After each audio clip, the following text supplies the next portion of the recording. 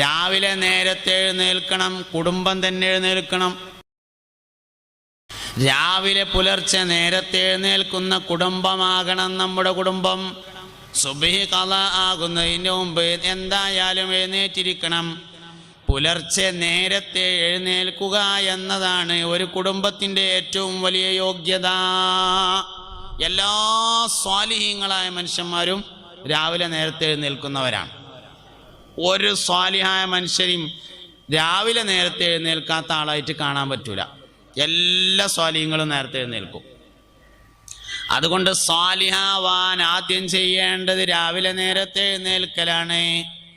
സ്വാലിഹാവാൻ രണ്ടാമത് ചെയ്യേണ്ടത് സൂര്യൻ ഉദിക്കുന്നതിൻ്റെ മുമ്പ് ഉറങ്ങാതിരിക്കലാണ്. വലൗകാന ഫി ഗൾഫിൻ, അതിന് ഗൾഫിലാണെങ്കിലും അങ്ങനെ തന്നെയാണ്. സ്വാലിഹാവാൻ ആവശ്യമുള്ളത് സൂര്യൻ ഉദിക്കുന്നതിൻ്റെ മുമ്പ് ഉറങ്ങാതിരിക്കലാണ്. ശൈത്താൻ അവൻ്റെ ചെവിയിൽ മൂത്രമൊഴിക്കും എന്ന് ഹദീസിൽ നസ്സ്. സുബഹിക്ക് ശേഷം സൂര്യൻ ഉദിക്കുന്നതിൻ്റെ മുമ്പ് ഉറങ്ങുന്നവൻ്റെ ചെവിയിൽ പിശാച് മൂത്രമൊഴിക്കുന്നതാണ്. ശൈത്താന് മൂത്രമൊഴിക്കാൻ വേറെ സ്ഥലമൊന്നും ഇല്ലാത്തതുകൊണ്ടല്ല. പിന്നെന്താ? ചെവി എന്ന് പറഞ്ഞ സാധനം എന്തിനുള്ളതാ? ചെവി എന്ന് പറഞ്ഞത് കേൾക്കാൻ മാത്രമുള്ളതല്ല, കേൾവി അതിൻ്റെ രണ്ടാമത്തെ ധർമ്മമാണ്. ചെവിയുടെ ഒന്നാമത്തെ ധർമ്മം ബാലൻസ് നിയന്ത്രിക്കലാണ്. ഇൻ്റെ അരക്കെന്ന് മേപ്പെട്ടുള്ള ഭാഗം തൂക്കിയാൽ 60 കിലോ ഉണ്ടാവും. ഇൻ്റെ അരൻ്റെ താഴെയുള്ളത് തൂക്കിയാൽ 15 കിലോനേ ഉള്ളൂ. 15 കിലോ ഉള്ള ആടിക്കൊണ്ടിരിക്കുന്ന 3 എല്ലും കഷ്ണത്തുമ്മേ 60 കിലോ ഉള്ള ഈ സാധനം ഇങ്ങനെ ഇങ്ങനെ നീച്ചിങ്ങനെ നിൽക്കുന്നതിൻ്റെ കാരണം ചെവിയാണ്.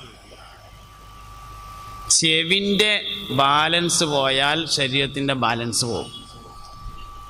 ചെവിക്കുറ്റിക്ക് നോക്കിയിട്ട് ഒരൊറ്റ അടിയാണ് കൊടുത്താൽ ആനയാണെങ്കിലും അടി തട്ടും. ചെവിക്ക് നോക്കിയിട്ട് ഒറ്റ ഒന്നും കൊടുത്താൽ ആനക്ക് പോലും അടി തെറ്റും. ഒരാൾ തലകറങ്ങി വീഴുന്ന എപ്പോഴാ? ചെവിൻ്റെ ബാലൻസ് പോകുമ്പോഴാണ്.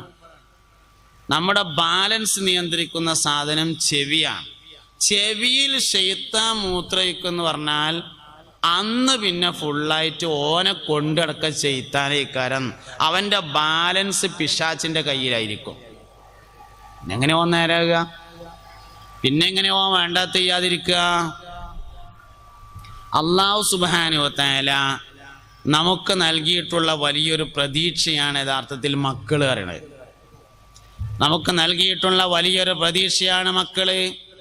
മക്കൾ നന്നാവണം എന്ന് ആഗ്രഹിക്കാത്ത ആരും അള്ളാഹിൻ്റെ ദുനിയാവിലുണ്ടാവില്ല. ആഗ്രഹിക്കാത്ത ആരും ഉണ്ടാവില്ല. എല്ലാവരും ആഗ്രഹിക്കും മക്കൾ നന്നാവണം.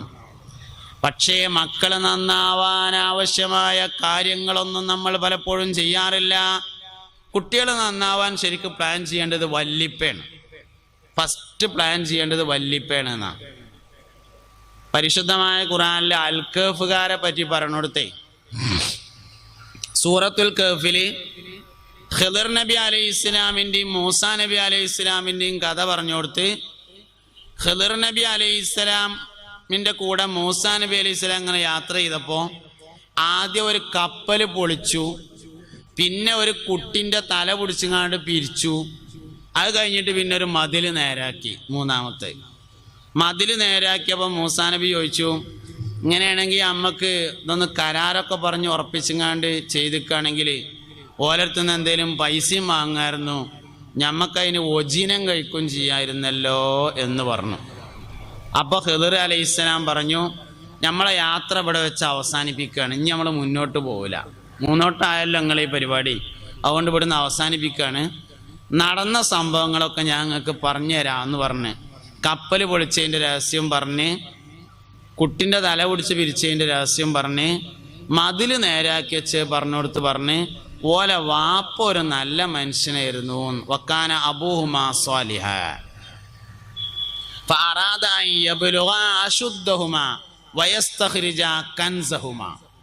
ഓലെ വാപ്പ ഒരു നല്ല മനുഷ്യനായിരുന്നു. ആ വാപ്പ ഈ കുട്ടികൾക്ക് പ്രായം തികയണ സമയത്ത് അവരുടെ നിധി അവരുടെ മതിലിൻ്റെ ചോട്ടിൽ നിന്ന് വന്നാൽ മതി എന്ന് തീരുമാനിച്ചിരുന്നു എന്ന് പറഞ്ഞത് ഈ കുട്ടികളെ നേരെ വാപ്പയല്ല, അവരുടെ മൂന്നാമത്തെ വല്ലിപ്പയാണ് എന്നാണ്. ഒരു കുട്ടിക്ക് ഗുണം കിട്ടണമെങ്കിൽ വല്ലിപ്പ മുതൽ ആലോചിച്ചു തുടങ്ങണം. എൻ്റെ പേരക്കുട്ടികൾ ആരാ ആവേണ്ടതെന്ന് ഞാനിപ്പോൾ ആലോചിക്കണം. മക്കളുടെ അവിടെ